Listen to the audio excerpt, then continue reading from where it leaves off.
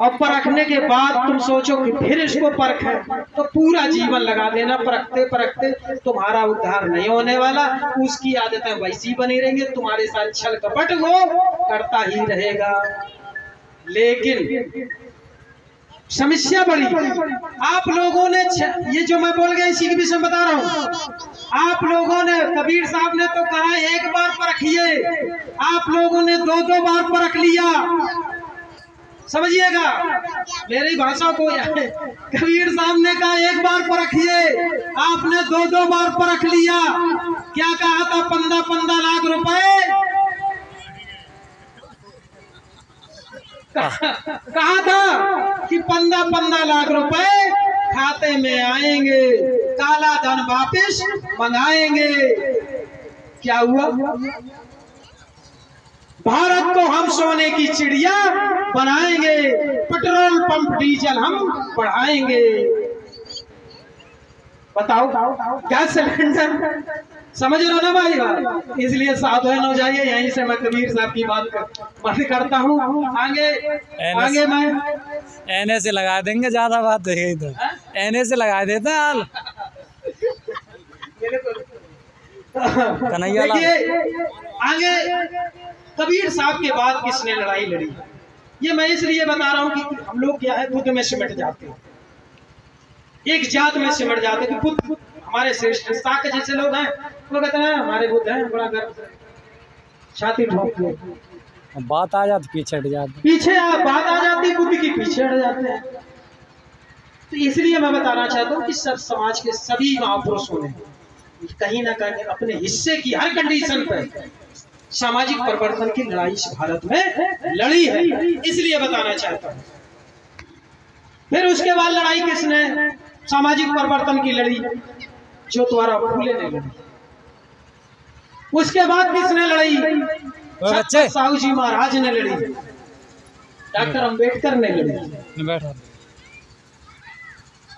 आप लोगों को शायद पता हो, यहाँ और समाज के लोग होंगे तो उनके लिए मेरे पास एक पुस्तक है, ये आप लोग जरूर इस पुस्तक को पढ़ें, पिछड़ा वर्ग और उनके महापुरुष।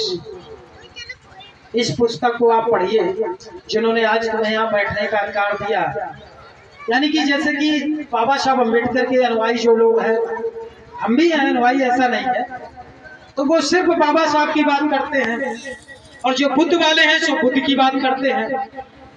जो अशोक सम्राट वाले हैं वो सिर्फ अशोक, तो मैं ये कहता हूँ कि जो अशोक सम्राट वाले हैं वो जान गए हैं, तो वो उधर निकल जा, धूप आ जा। संत राम पिए की बात करिए जो प्रजापत समाज के थे, अशोक की बात बंद करिए, प्रजापत समाज के थे। पेरियार ललई सिंह यादव की बात करिए, शिव दयाल चौरसिया की बात करिए, बीपी मंडल की बात करिए जो यादव समाज के थे। आज तुम यहाँ आरक्षण लेकर बैठे हो तो बीपी मंडल की देन है,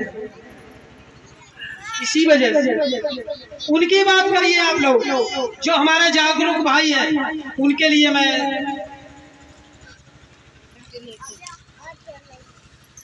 बैठा हूँ, सही बैठा, पकड़ लो गिर जाएंगे ना। बोलिए तथागत बुद्ध की। तो ये मैं बात इसलिए बता रहा हूँ सभी महापुरुषों के लिए कि देखिए इसमें बहुत सारे महापुरुष हैं, मैं आपको नाम गिनाते जा रहा हूँ, आप लोग इनको जरूर पढ़ें। यूट्यूब पे देखें, यूट्यूब पे ना देखें तो कम से कम आप लोग कहीं निकल के आइए, कोई वक्ता बने, कोई न वक्ता मंच का बने, तो कम से कम अपने आपस में की नॉलेज होगी, ज्ञान होगा तो आप तर्क कर पाएंगे। अगर नॉलेज नहीं होगी आप तर्क नहीं कर पाएंगे। वहीं पीछे सबसे बड़ी ताकत कोई अगर है तो ज्ञान की ताकत है। अब आप एक चीज बताइए, बड़ी बड़ी गाड़ियां दो चीजों के मिलता है, या तो पद का सम्मान मिले या ज्ञान का सम्मान मिले। एक मंच बनाया गया, उस मंच पर एक करोड़ की गाड़ी लेकर आ रहा था, एक साइकिल से आ रहा है।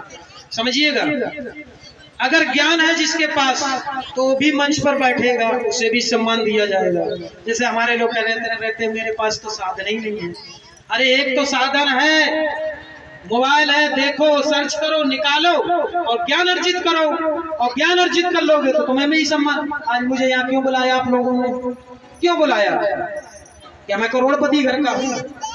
क्या मैं हेलीकॉप्टर से आता हूँ? क्या मेरे पास करोड़ों की दौलत है या गाड़ी है? नहीं, मेरे पास ज्ञान है।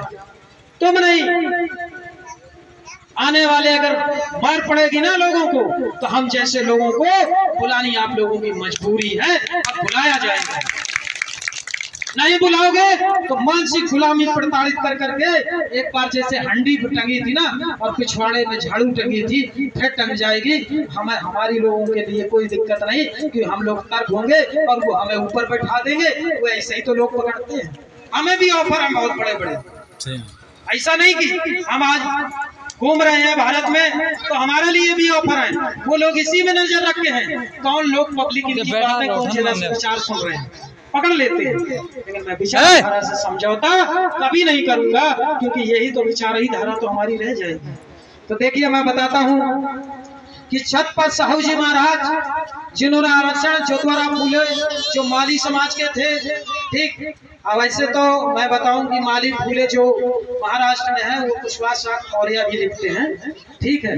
अब इसमें ज्यादा हम तर्क इसलिए नहीं करेंगे, नहीं कहेंगे तो ये तो अपने कुशवाहा शाह की बात करते हैं, क्योंकि सब लोग होंगे यहाँ पर। लेकिन अब आगे छत्रपति साहू जी महाराज, जो छत्रपति साहू जी महाराज थे वो कुर्मी समाज के थे, ठीक है। इन्होंने सबसे पहले अपने राज्य में आरक्षण देने का काम किया। 50% जो आरक्षण आज लागू संविधान में इन्हीं की देन है। इन्होंने अगुवाई करी थी, इन्होंने एक प्रेरणा स्रोत बने थे आरक्षण की। इनको आरक्षण का जनक कहा जाता है। दूसरे श्री नारायणा गुरु इडवा जात के थे। केरल में इडवा किसको कहते हैं अभी तक हमने सर्च नहीं कर पाया, लेकिन थे ये पिछड़ी जात के आदिवासी। इन्होंने क्या किया था? आदिवासी है। हाँ नहीं, आदिवासी पिछड़ी जात के थे, ओबीसी। इनको क्या,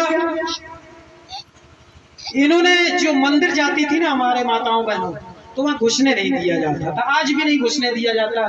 देख लो रामनाथ कोविंद वगैरह, राष्ट्रपति प्रधानमंत्री जो है, ऐसी जो द्रौपदी मुर्मू, इनको भी देख लीजिए, नहीं जाने दिया जाता है मंदिरों में, घुसने नहीं दिया।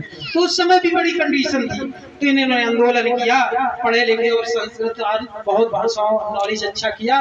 और पढ़ने के बाद उन्होंने नारायणा गुरु ने आप लोगों के लिए एक मंदिर स्थापित किया था, केरल के थे ये, और वहाँ मंदिर बना करके इन्होंने एक मूर्ति नहीं रखी, पत्थर रखा था, और पत्थर में उन्होंने अपने विचार रखे थे, जिससे कि ये लोग मानेंगे। तो आए नहीं कि आदत पड़ गई पत्थर पूजने की, तो कम से कम इस पत्थर पे आएंगे तो अपने विचार तब भी कम से कम पढ़ेंगे। तो इसलिए उनको पत्थर छुड़वाने के लिए इस पत्थर को अपने मंदिर में, क्योंकि वहाँ उनको अपमानित और मारा जाता, तब भी वो जाते थे उन मंदिरों में पूजा, इसलिए उनके मंदिर बनवाने का काम किया। और बहुत सारे काम किए, जागरूकता, दृश्यवाद, पाखंड, शिक्षा के क्षेत्र में बहुत सारे सभी महापुरुषों ने किया। फिर ईवी रामास्वामी, पाल समाज के लोग हैं यहाँ क्या? पाल समाज के लोग, ईवी रामास्वामी, आपकी सरकार अभी भी इन्हीं की वजह से वहां बनती है तमिलनाडु में। पाल समाज के थे ये, जो अभी हम पुस्तक आपको दिखा रहे थे, ये उनके गुरु थे, यानी ईवी रामास्वामी पेरियार ललन सिंह यादव के गुरु थे। उन्होंने इंग्लिश में सच्ची रामायण लिखी, इन्होंने हिंदी में रूपांतर करके सच्ची रामायण की कुंजी लिखी थी। और उन्होंने कहा था ईश्वर कतई नहीं है, अगर ईश्वर है तो धूर्त है, और ईश्वर अगर है तो वो स्वार्थी है, क्योंकि हमारा सब कुछ खाना पीने के बाद भी, लेने के बाद भी हमारी सुनता नहीं। छोटी छोटी बालिकाओं के साथ, बेटियों के साथ बलात्कार होता रहता है, और वो क्यों देखता रहता है? ये ईश्वर जो है सिर्फ शोषण करने की एक व्यवस्था है। ये उन्होंने अपने टॉपिक तर्क संगत दिए थे, बहुत सारे दिए थे। बाकी हम आगे आपको बताते हैं। महामना राम स्वरूप वर्मा, जिसे कटियार भी कहते हैं, कटियार भी लिखते होंगे आपके क्षेत्र में, जानते हैं कटियार? वर्मा भी लिखते हैं, कटियार भी लिखते हैं, और भी लिखते हैं, कई उसमें उपजातियां हैं। तो इन्होंने राम स्वरूप वर्मा, ये देखिए पेरियार ललन सिंह, ये बाबा साहब अम्बेडकर